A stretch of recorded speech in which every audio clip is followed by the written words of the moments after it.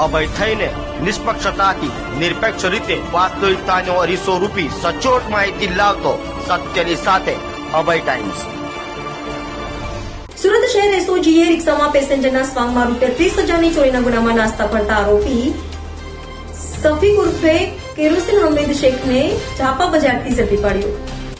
સુરત શહેરમાં રિક્ષામાં પેસેન્જરના સ્વાંગમાં બેસી સાથેના મુસાફરોની નજર ચૂકવી ચોરી કરતા આરોપીને પકડવા એસઓજીએ મોટી કાર્યવાહી હાથ ધરી।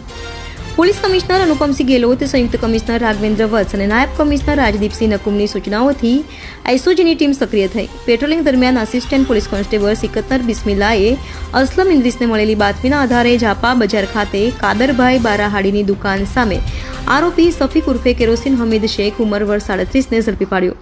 આરોપી ભેસ્તાન એસએમસી આવાસમાં રહે છે અને રિક્ષા ચાલક તરીકે ₹30,000ની ચોરીના ગુનામાં ફરાર હતો।